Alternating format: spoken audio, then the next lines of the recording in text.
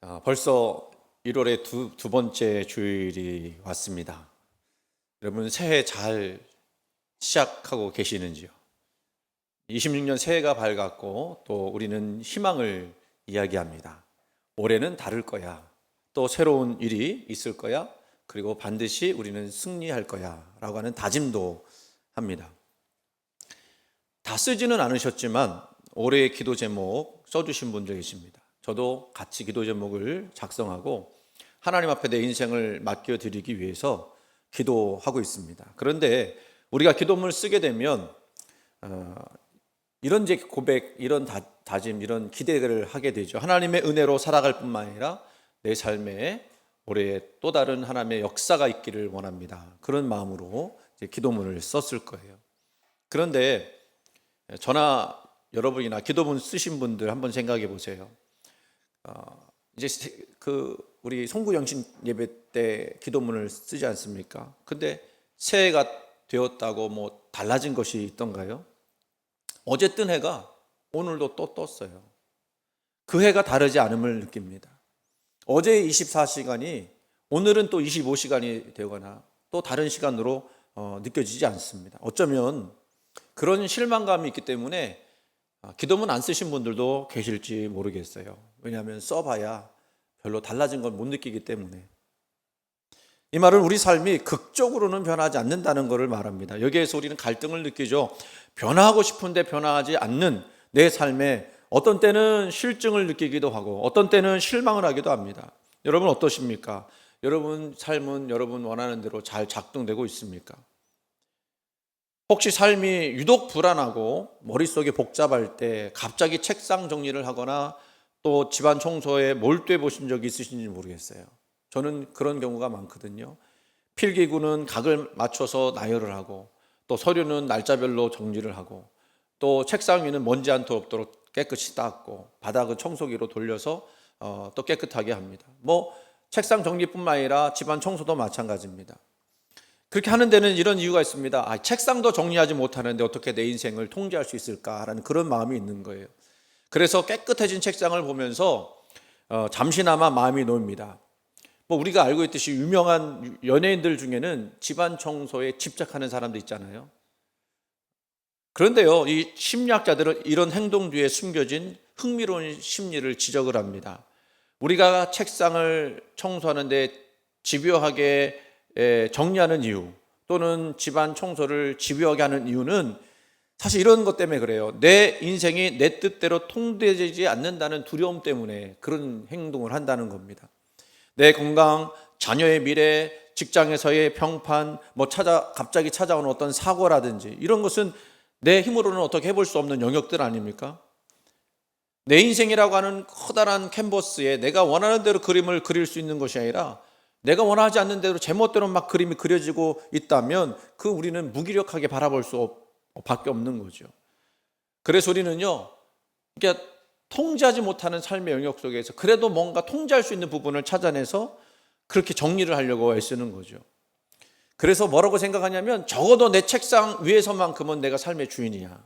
적어도 내 집 안에서는 내 공간에서는 내가 주인이야라고 하는 그런 생각을 가지고 나가는 거죠.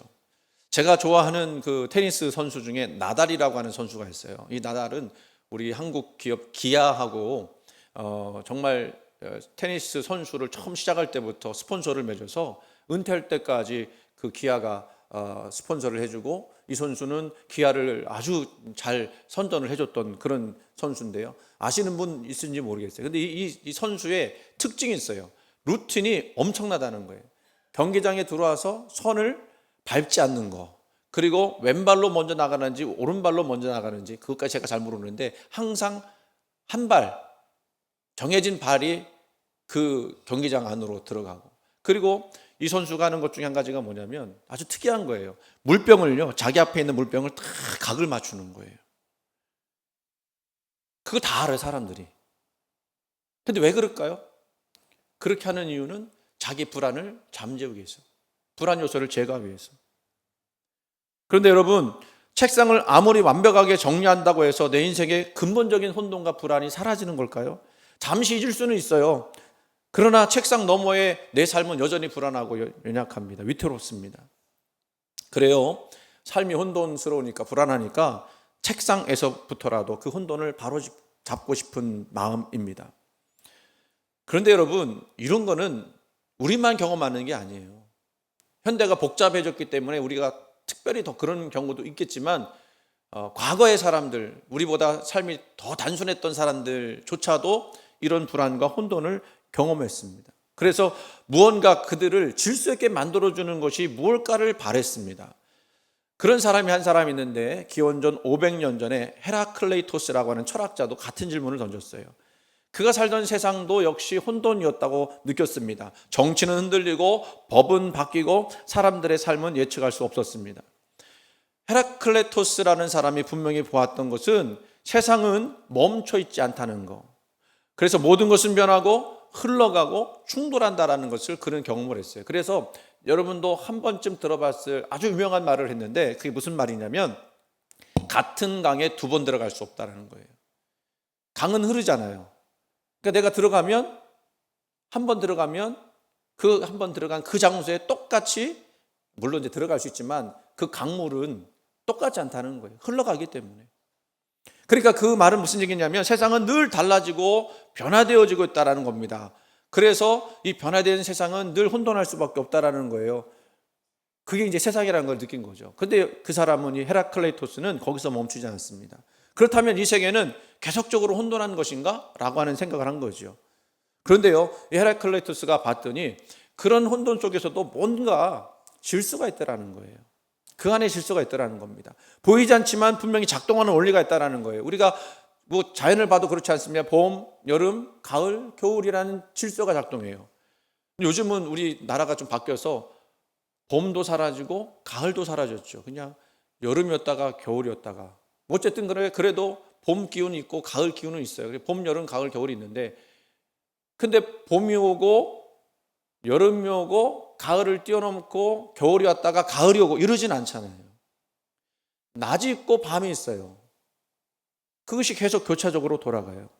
그러니까 이 세대는, 이 세계는 혼돈한 것 같은데도 뭔가 질서가 있구나라고 생각을 했고, 그렇다면 그것을 작동하는 원리가 뭘까를 생각해 봤을 때 그 사람이 만들어낸 이야기가, 말이 뭐냐면 로고스라는 말이에요. 로고스. 이것은 변화를 멈추게 하는 힘이 아니라 변화 속에서도 세상이 무너지지 않게 붙드는 이유가 되는 거예요. 혼돈을 없애는 것이 아니라 혼돈 속에서도 의미를 가능하게 질서가 있다라는 생각을 한 겁니다. 그게 그 사람이 생각할 때 철학적인 로고스였어요. 근데 여러분, 그가 느꼈던 것이 그만 느꼈던 것이 아니라 오늘 저와 여러분도 같이 느끼는 겁니다.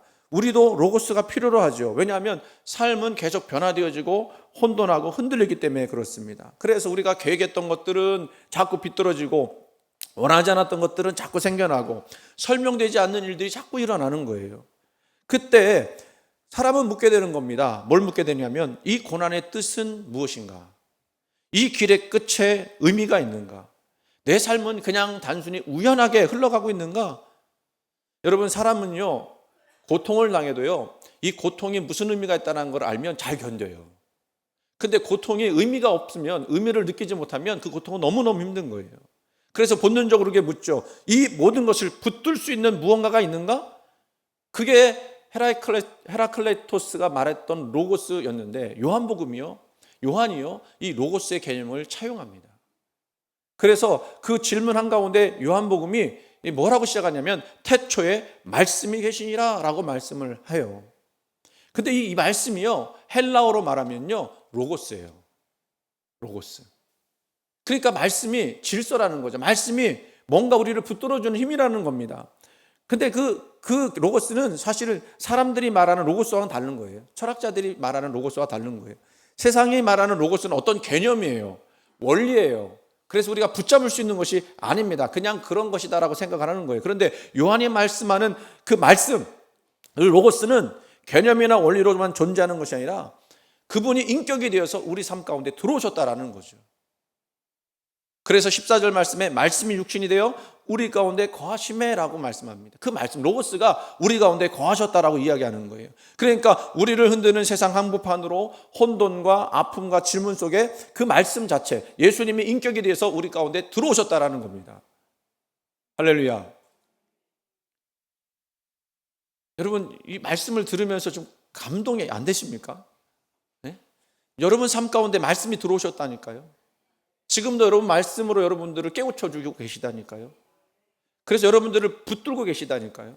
그래서 우리는 말씀을 온전히 받아야 됩니다. 오늘 마지막 찬양이 말씀 앞에서 우리가 두려워하고 말씀 앞에서 붙잡기를 원한다고 하는 그 고백을 우리 해야 하는 거예요. 여러분, 우리 기독교 신앙은요, 세상은 질서가 있다, 그 정도로 끝나는 게 아니에요. 성경은 말합니다. 그 질서의 근원이 우리를 찾아오셨다. 단순히 우리를 그냥 자연 질서 가운데 그냥 내버려 두는 것이 아니라 그분이 찾아오셔서 우리 삶을 통제하고 계시고 붙들고 계시다는 거예요. 그분이 누구예요? 예수 그리스도. 그래서 본문 1절에 태초에 말씀이 계시니라고 하는 선언은 옛날 옛적에 예수님이 계셨더라 그 얘기가 아니고요. 계신지나라는 이 헬라어 말씀은 조금 미완료 그 형태인데, 그 무슨 얘기냐면 아직 완성되지 않았는데 계속되어지는 것이에요. 그러니까 예수 그리스도께서 언제부턴가 계셨는데 그 계신 분이 계속적으로 완성되지 않은 상태로, 그러니까 완결된 상태가 아니라 완료되지 않은 그런 어떤 모습으로 우리와 함께 하신다는 거예요.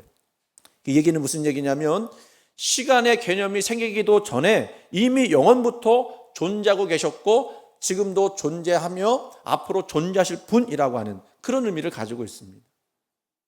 그래서 세상의 철학자들은 이 우주가 돌아가는 원리가 뭐냐라고 생각했을 때 로고스의 개념을 소개했지만 사도 바울은 이렇게 이야기하는 거예요. 너희가 말하는 그 질서의 로고스가, 그 생명의 로고스가 인격적인 존재이자 하나님이 이 땅에 오신 예수 그리스도다라고 선포를 하는 거예요. 예수님은 그렇게 볼 때에 창조된 것 중에 어떤 으뜸이 아니라 이미 창조를 면하신 하나님과 동등된 분이신 것을 말씀하고 있는 겁니다. 그래서 이것을 우리가 생각해 볼 때 우리 성경에서 보는 예수님은 과거 2000년 전에 계셨던 그런 청년이기 전에 우주의 기초를 놓으신 분이라고 하는 뜻을 가지고 있어요. 여러분, 이 말이 여러분 지금 막 들으니까 다 아는 말씀 같은데 생각하고 그러다 보면 별로 은혜가 안 되는 것 같은 생각도 드실 수 있겠습니다만 이 진리가 여러분 우리에게 왜 중요한지 아십니까? 예수 그리스도께서 이미 태초에서부터 시간 전부터 계셨다라고 하는 그것이 왜 우리에게 중요하냐? 우리가 이거를 좀 어려운 말로 예수 그리스도의 선제성이라고 이야기하거든요. 근데 그 말은 왜 중요하냐면요, 내 인생의 주권이 나에게 있지 않다는 명백한 증거가 되기 때문에 그래요. 우리는 자꾸 내 인생의 주인이 나라고 착각하며 살지만 정작 우리 자신이 이 세상에 태어날 시간도 또 부모님도 재능도 내가 선택한 적이 없어요. 그래서 우리가 고민하는 거 아닙니까? 내가 원해서 이 자리에 있는 게 아니거든요. 우리 딸도 아마 고민할지 몰라요. 나는 왜 우리 목사님, 목회자 자녀로 태어났을까? 내가 원하지 않았거든요. 그래서 거기서 고민할 거예요. 아마. 내가 존재하기 전, 나의 부모님이 계시기 전, 심지어 지구와 별들이 생기기 전에 그분은 계셨다라는 거. 그게 무슨 얘기냐면 나보다 앞서 계신 분이 계셨고 그분은 내 시작점이 되시며 목적지를 알고 계시고 쥐고 계시고 통제하고 계신 분이라는 뜻을 가지고 있어요. 그래서 내가 계획하지만 내 계획보다 앞선 분, 하나님의 계획이 있었고 내 고민보다 앞서 뭐가 계시냐면 주님의 예비하심이 있다는 겁니다. 우리는 다 알지 못하지만 그러나 우리가 믿고 깨닫게 되는 것은 주님이 그 시간 전부터 계셨던 분으로서 나와 함께 하신다고 하는 것은 여전히 나에게 뭔가 기대하고 계획하신 것이 있다는 걸 깨닫게 되는 거예요. 그래서 여러분, 우리는 이 말씀을 들을 때 뭘 고백해야 되냐면 내 삶의 주권을 나에게서 그분께로 옮기는 것. 그거는요, 우리가 권리를 포기하는 고통이 아니라 인생의 진짜 주인에게 제자리를 돌려드리는 영적 귀환이 되는 거예요. 그래서 3절 말씀을 보시면 뭐라고 얘기하냐면 지은 것이 하나도 그가 없이는 된 것이 없다라고 말씀합니다. 여러분이 피조물로서 지어졌다고 하면 여러분은 누구 때문에 지어진 거예요? 예수 그리스도 때문에 지어졌다라는 것입니다. 이거는요 매우 중요한 의미를 가지고 있는데, 무슨 의미를 가지고 있느냐면, 우리는 우연하게 그냥 태어나 보니까 목사님 딸로 태어난 게 아니라는 거예요. 태어나 보니까 누구누구 엄마 아빠 딸로 아들로 태어난 게 아니라는 거예요. 그냥 하나님이, 나는 모르지만, 나는 깨닫지 못하지만, 나는 계획한 적 없지만 하나님이 뭔가 예비해 놓으신 것이기 때문에 그렇게 태어났다는 거예요. 그러니까 우연이 아니라는 거예요. 뭔가 계획과 목적이 있다는 겁니다. 그게 여러분 우리에게 얼마나 큰 힘이 되는지 몰라요. 나는 실패하고 남은 넘어질 수 있지만 그 목적과 계획이 있기 때문에 그 넘어지고 쓰러지는 것을 넘어서서 뭔가 하나님이 만들어 가시는 어떤 그 놀라운 위대한 계획 가운데 우리가 있다는 거죠. 여러분, 하나님이 만약에 물건을 만드신다면, 여러분 물건 목적 없이 만드는 물건이 있습니까? 없죠. 만약에 나를 지으신 분이 예수님이시라면 내 인생의 목적도 그분이 알고 계실 거예요. 그리고 그분이 내 인생의 사용 설명서도 갖고 계실 겁니다. 우리가 차가 고장나든지 뭐가 고장나면 그거를 누구에게 부탁하느냐? 그거를 잘 알고 있는 설계자나 또는 고치는 사람에게 부탁하잖아요. 만약 우리 인생이 꼬이고 어둠에 갇혔을 때 우리는 우리를 만드신 분께 나가야 맞습니다.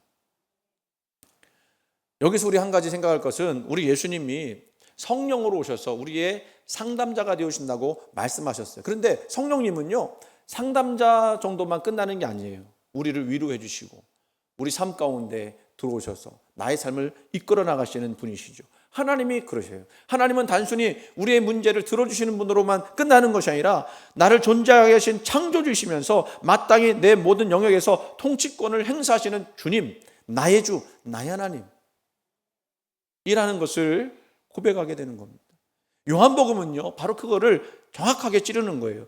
우리가 힘든 이유는요 환경 때문이 아니에요. 사실 환경도 힘들게 하죠. 사실은 그거 우리가 부인할 수는 없습니다. 그러나 정말 근원적으로 들어가서 우리를 힘들게 하는 것은 뭐냐면, 생명의 근원이신 예수님과 끊어진 채 피조물인 내가 창조주 흉내를 내기 때문에, 내가 인생의 주인인 것처럼 착각하고 내 마음대로 살려고 애를 쓸 때 거기서 고통이 오는 거예요. 왜? 뭐든지 내 마음대로 안 되는 거 아닙니까? 내가 계획한 대로 되지 않는 거 아니에요? 내가 뭔가를 하려면 그런 부딪힘이 있다는 겁니다. 그래서 우리는요 마치 배터리가 방전된 장난감이 움직여 보려고 막 애쓰는 것처럼 우리도 내 힘으로 뭔가 해보려고 애를 쓰는데 그게 너무 안타까운 거예요. 근데 본문 4절 뭐라고 말씀하시죠? 4절 말씀 보니까 그 안에, 같이 읽어볼까요? 그 안에 생명이 있었으니 이 생명은 사람들의 빛이라. 아멘. 여러분, 이제 우리가 살아가면서 스스로를 증명해 보려고 하는 그 피곤한 달리기를 멈춰야 돼요.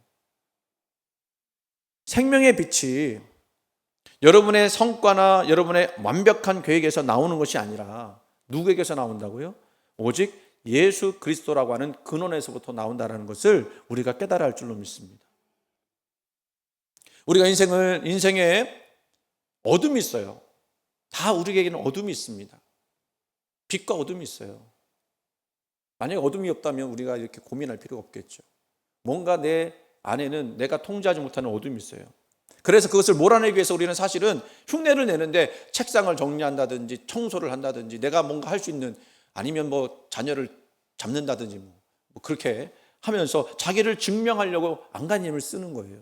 그런데 결국 맞닥뜨리는 건 뭐죠? 두 손 두 발 들고 내 힘으로는 안 됩니다. 그렇게 느껴지는 처절한 한계죠. 그런데 오늘 본문은요, 우리가 이렇게 절망하고 고개 떨고 있을 때 우리의 시선을 조용히 들어 올려요. 당장 눈앞에 닥친 힘든 현실만 보지 말고 온 세상을 만드신 태초의 하나님, 우리에게 빛으로 오시는 그 하나님을 보라고 말씀하고 있어요.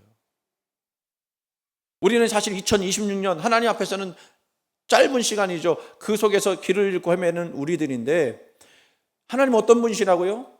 세상이 시작되기 전부터 우리를 알고 계셨던 하나님의 웅장한 목소리로 뭐라고 하십니까? 그 안에 생명이 있었으니 이 생명은 사람들의 빛이라. 그래서 다시 1절로 넘어가면 태초에 말씀이 계시니라. 이 선언은요 단순히 하나님이 태초에 계셨다라고 하는 그런 지식 정보의 정달로 끝나는 것이 아니라 우리 영혼을 흔드는 충격적인 선언인 거예요. 태초에 하나님이 계셨다고, 말씀이 계셨다고 한다면 우리 이 모든 것들이 주님 안에서부터 시작되었고 결과되어져 되겠구나. 나의 혼돈보다, 내가 직면한 어떤 경제적 위기나 질병의 고통보다, 심지어 나의 존재보다도 먼저 계신 분이 계시다. 우리는 그분이 바로 생명이며 우주의 설계자이신 것을 아는 거예요. 그렇다고 한다면 내 인생의 풍랑이 제 아무리 거세다 할지라도 그 풍랑의 재료인 바다와 바람을 만드신 분이 내 앞에 서 계신다라고 하는 것, 우리는 그것을 믿고 나가야 할 줄 믿습니다. 우리 예수님이 배를 타고 갔을 때 풍랑이 왔잖아요. 예수님은 너무너무 편안하게 주무시는 거예요. 제자들은 난리가 났습니다. 우리가 죽게 된 것을 보지 않으시니까. 예수님이 일어나셔서 풍랑을 잠잠케 하셨죠. 왜요? 하나님이, 우리 예수님이 이 모든 것들을 만드셨기 때문에 그래요. 이것은 우리가 붙들어야 할 유일하고 절대적인 사실인 줄 믿으시기 바랍니다. 여러분의 생명, 여러분의 인생에도 풍랑과 같은 그런 일들이 있지 않습니까? 그때 우리는 누구를 붙들어야 한다는 거예요? 생명 되시는 예수 그리스도. 그래서 창조주 하나님은요, 오늘 말씀처럼 멀리 원리로만 계신 것이 아니라 우리 삶 가운데 우리 어둠 속을 뚫고 빛이 되어서 들어오셨다는 거예요. 본문 4절과 5절 말씀을 다시 한번 읽어보겠습니다. 그 안에 생명이 있었으니 이 생명은 사람들의 빛이라 빛이 어둠에 빛이 돼 어둠이 깨닫지 못하더라. 여러분, 이 빛이라고 하는 것을요, 그냥 밝음이라고만 생각하지 마세요. 이것이 빛이 생명이다 그랬거든요. 근데 이 생명이라는 말은 조에라는 말이에요. 이건 뭐 헬라어 처음 배우면 제일 먼저 배우는 단어가 조에라는 말이거든요. 이게 생명이에요. 이거는 뭐냐면 죽음을 삼키는 하나님의 강력한 생명이라는 뜻입니다. 근데 이 어둠이 이 빛을 이해하지 못했고 결정적으로 이 빛을 끌고 갈 수도 없었다는 거예요. 빛이 비치는 순간 어떻게 되죠? 어둠의 통치권은 즉시 종료된다는 그런 뜻입니다. 오늘 제가 이제 광고, 지난주에 광고처럼 들었는데 오늘 신학악단 보러 가시는 분들 계시다고. 못 보러 가요? 다음 주에 보러 가요? 그래서 제가 이거를 예화로 한번 들으려고 그랬더니 우리 딸이 절대로 예화 들지 말라고. 그거 얘기하면 영화 볼 때 재미없어지니까 절대로 얘기하지 말라고. 저 봤거든요. 3명이 앉아갖고 눈물 칠줄 흐르면서 그냥 봤어요. 근데 다른 건 얘기할 게 아니고 제가 감명 깊게 봤던 한 부분만 말씀드리면, 이게 무슨 얘기냐면 가짜 찬양단을 만들어서 찬양을 막 부르다가 이 사람들 은혜 받아서 변화되는 얘기인데, 그 보이부, 그러니까 예수쟁이들을 잡아다가 죽이는 사람들이 그거를 한 거예요. 근데 그 사람들이 은혜 받아갖고 변화됐는데 자기들끼리 말은 하지만 이거를 느끼는 거예요. 그래서 뭐라고 나중에 이 사람들 이 찬양단을 보호하려고 대화하는 중에 어떤 얘기 하냐면 이런 얘기를 해요. 너도 보았지 않느냐. 그러니까 이 사람이 보았다 그런 거예요. 뭘 봤을까요? 빛을 본 거예요. 거기 이제 그 영화 보면요, 제 동생이 나와서 광야에서 노래를 불러요. 제 동생 이름이 정진운이라는 동생. 그냥 제가 동생 삼았어요. 근데 제가 이 찬양을 원래 좋아했거든요. 근데 제 동생이 노래를 부르는데 그 노래 찬양이 얼마나 은혜인지 제가 계속 돌려 듣고 있어요. 여러분, 이게 뭡니까? 우리가 비록 어둠을 갖고 있어요. 불안, 중독, 우울, 염려 같은 것들을 가지고 있어서 그것을 싸우느라고 진 다 뺍니다. 그러나 기억하십시오. 그거 내 힘으로 안 돼요. 안 되는데 그게 언제 가능하냐면 어둠을 몰아내는 방법은 어둠과 칼을 들고 싸우는 것이 아니라 빛이 들어올 때 그것이 이겨내게 된다는 거예요. 어둠은 싸울 틈도 없이 빛만 들어오면 비명 지르고 도망가는 거예요. 이게 영적인 물리 법칙이에요. 여러분 안에 뭔가 참 어둡고 답답하고 그런 부분이 있다면 기도하시면서 주님의 말씀의 빛이 나에게 비치게 해달라고 기도하셔야 돼요.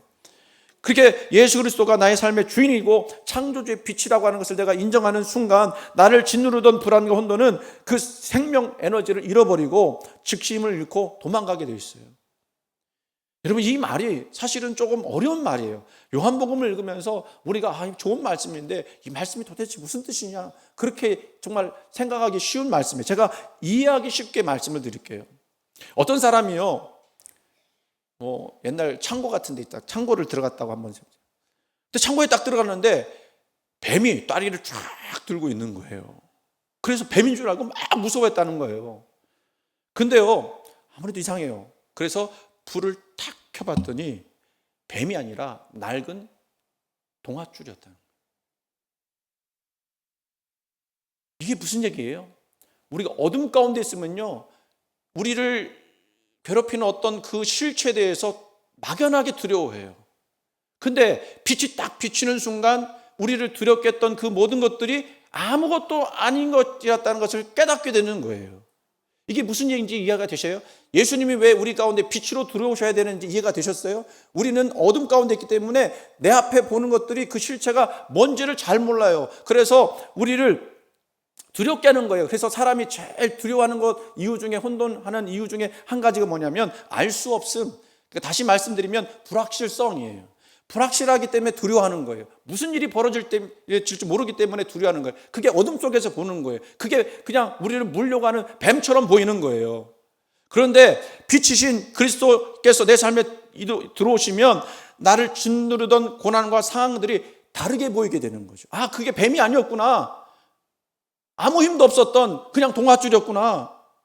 그래서 이 문제는 나를 망하게 하는 재앙인 줄 알았는데 창조주 하나님의 섭리 안에서 나를 훈련하시는 과정이구나 하는 것을 이 빛 대신 예수 그리스도 때문에 깨닫게 되는 거예요. 그래서 빛이 들어오면 그동안 내가 희미하게 봤던 그런 것들이 명료하게 보이는 새로운 시각을 갖게 되는 역사들이 일어나게 되는 거예요. 그래서 우리는 빛 대신 예수님이 내 속에 들어와야 한다라고 고백하는 것입니다. 그래서 이 상황은 사실은 변하지 않았어도 그 상황이 나를 압도하던 그 공포의 힘에서 즉시 벗어나게 되는 거예요. 빛이 들어오게 되면. 올해의 표, 나의 주님, 나의 주, 나의 하나님이라는 고백을 우리가 합니다. 이거는 단순히 주님 높으신 분이니까 예우해 드릴게요, 그렇게 말하는 것이 아니에요. 그것은 어떤 고백이냐면, 주님, 이제 저는 내 인생을 통제하려는 오만을 버립니다. 나를 지으신, 나보다 앞서 계신 그 창조주께 항복합니다. 당신만이 내 삶의 유일한 질서이십니다 라고 고백하는 전적인 고백이 있어야 돼요. 전인적인 탈북 선언이 있어야 돼요. 이 고백이 터져 나올 때 우리는 비로소 내가 주인된 감옥에서 해방되는 거예요. 여러분, 더 이상 여러분의 인생을 우연히 던져진 그런 비극으로 보지 마십시오. 여러분을 지으신 창조주 하나님이 3절 말씀처럼 모든 것들을 설계하셨어요. 만물이 그로 말미암아 지은 바 되었으니 지은 것이 하나도 그가 없이는 된 것이 없느니라.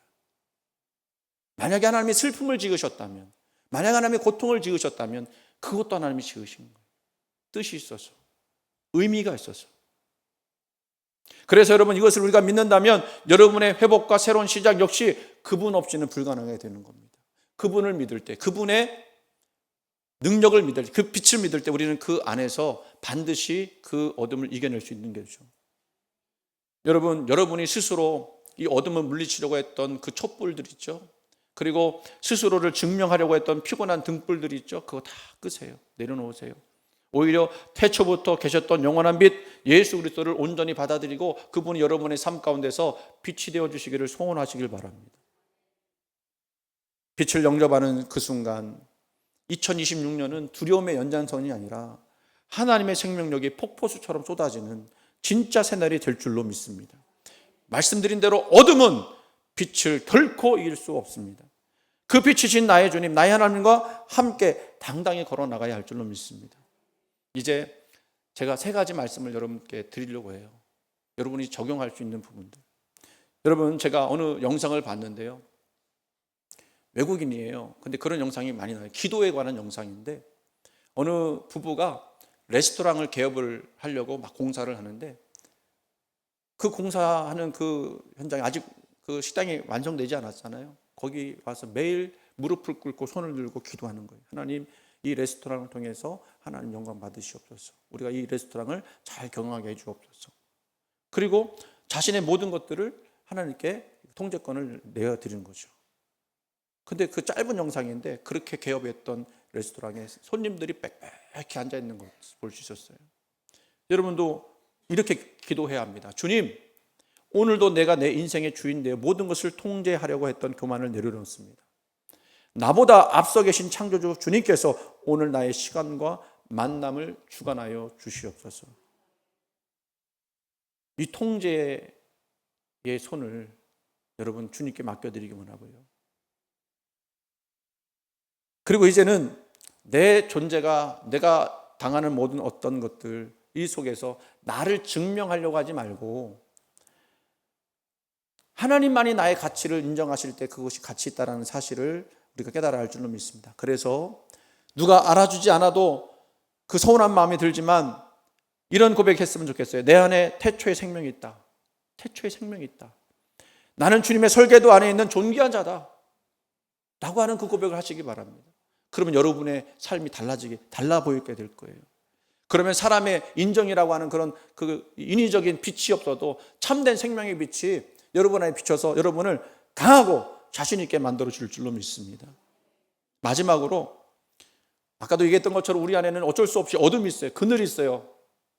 어떤 분은 어둠을 그늘이라고 하는데 그냥 그거는 뭐 심리학적인 표현으로 그렇게 한 것 같은데 어둠이 있어요. 어둠. 그런데 여러분 이 어둠은 뭐라고 했습니까? 빛이 비치면 어둠은 결단코 이길 수 없다라는 것을 우리가 고백하는 거예요. 여러분 삶의 영역 속에서 가장 어두운 부분이 있습니까? 좀처럼 해결되지 않는 문제들이 있습니까? 저는 있어요. 저는 있어요. 꽉 막힌 어떤 담과 같은 그런 문제들. 그때 우리는 어둠을 묵상하면서 한숨 쉬지 말고 오늘 본문 5절 말씀처럼 그 상황을 향해서 선포했으면 좋겠습니다. 뭐라고 선포하느냐? 빛이 내 삶의 어둠에 비치고 있으니 이 어둠은 결코 나를 이길 수 없다. 다시 한번 해볼게요. 따라해 보세요. 빛이 내 삶의 어둠에 비치고 있으니 어둠에 비치고 있으니 이 어둠은 결코 나를 이길 수 없다. 여러분 어둠과 싸우려 하지 말고 말씀의 빛을 그 자리에 비추시기 바랍니다. 그 하나님이 혼돈을 질서 있게 하셨던 그 로고스 되신 그 말씀의 하나님이 오늘 창조주의 능력으로 여러분과 저희 인생 가운데 오셔서 여러분을 힘있게 붙들어 주시고 이끌어 나가실 줄로 믿습니다. 이 놀라운 은혜가 저와 여러분에게 있기를 주의 이름으로 축원을 드립니다.